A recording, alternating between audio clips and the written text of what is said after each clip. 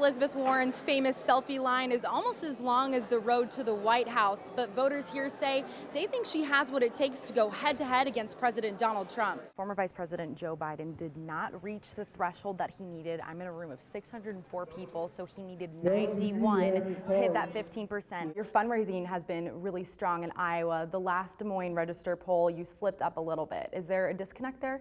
There are going to be some ups and downs in the polls between here and February. Any of those regions are greater than or equal to 10, like Region 6 in northeastern Iowa, it will trigger a shelter in place, but that was not the case today. Holmes sees this as an opportunity to better and expand the game of soccer.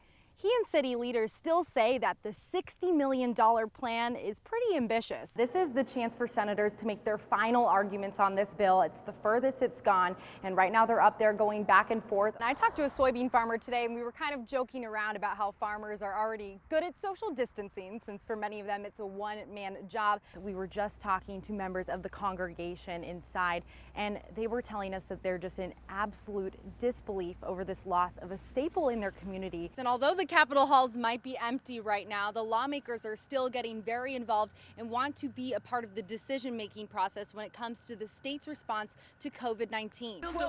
It started as an ambitious idea after the 2016 election. I wanted to help unite our country as a kid. 44 states and tens of thousands of miles later, Let's go around the country for a little bit. Just go around, interview people. 12-year-old Phoenix Legg and his dad have driven around the country in their RV, gaining reporting experience that rivals that of the most seasoned journalists. Whether it's a rally or a protest or a congressman, I mean, wherever it is, in the press gaggle. He's met the president, members of Congress, and even got a personal letter from the vice president. But his favorite interviews don't require a press pass. Thank you so much for your time. So what brings you out here tonight? This is the everyday American, more than even a high-up politician. Learning more about the country than what you might see. Maybe we're not as divided as sometimes the media or people with a big voice push it as. And lessons we can all learn from. Treat others with respect, no matter what your opinion is. While Phoenix talks politics, Dad stays behind the camera. I didn't think a journey like this was ever in my future, in one part because I don't enjoy politics. Homeschooling his son along the way, but learning a thing or two himself. Oh, my joy has been from him growing. It's been so easy, seeing how he interacts with others. We're here in Dallas, Texas. And one thing Phoenix has learned is you won't be seeing his name on a yard sign or a ballot. I'll stay asking questions. But someday on your TV. For now, I feel like this is my calling, and we'll see what happens later on in life. In Des Moines, Monica Madden, Channel 13 News. William Burt isn't afraid of owning up to his mistakes that led him to prison.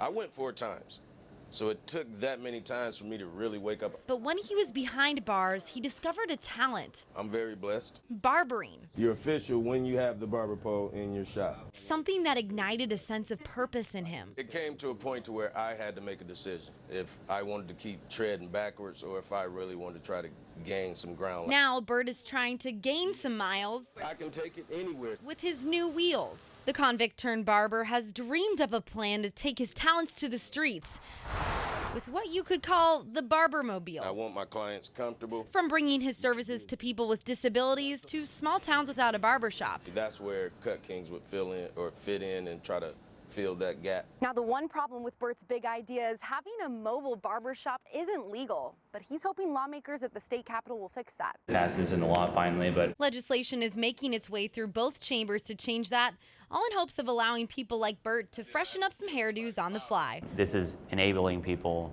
to be able to go up the economic ladder, to be entrepreneurs, to be innovative. But for Burt, it isn't about the money or himself, really. The reward for me would be like the ripple effect, like I'm just a rock in the water. Hopefully this causes other barbers to get out and do. Although the odds might have been stacked against him, he knows he's on the right path now. I don't make many excuses.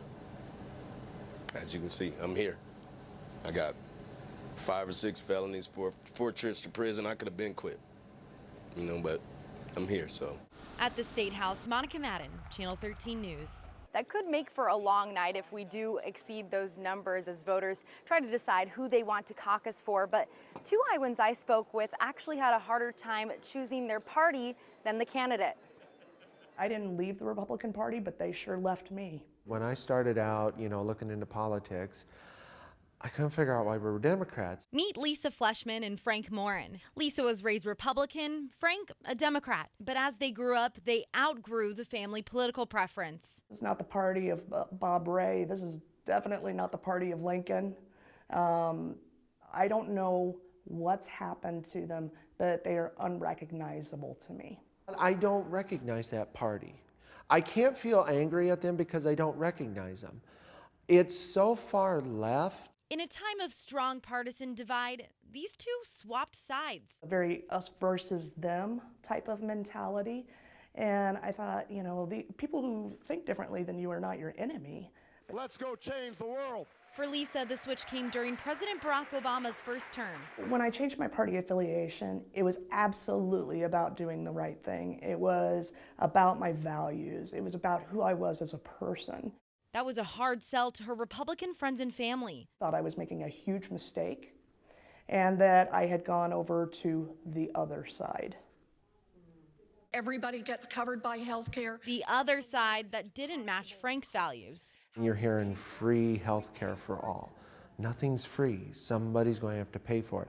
He saw Democrats as the party of handouts rather than hard work. My dad died when I was 6 weeks old. I saw my mom go out. She went out and worked. You just go out and do it. When you're in a position, you just do it. Nobody hands you anything. Like Lisa, Frank also coped with the backlash from his newfound support of the Republican Party. I've had both my cars vandalized.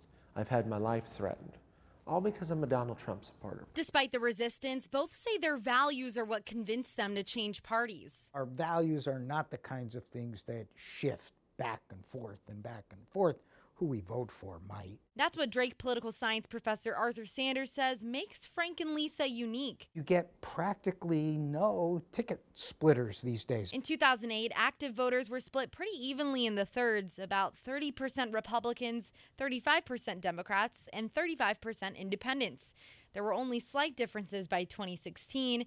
As of this month, both parties have lost active voters, with a growing number of Iowans registering as independents. Sometimes willing to go back and forth, but they're a pretty small group. Still, in a very tight election, that can make a difference. Lisa and Frank hope to be that difference. Lisa is working to help Pete Buttigieg win the Democratic nomination, and Frank will be voting for President Trump again this November. Though on opposite sides, they both have the same goal. We've got to come together. How that's going to be, I don't know. I think there is an opportunity for us to come back together as a country. We're all on the same team. We're all Iowans. We're all Americans. We better start acting like it.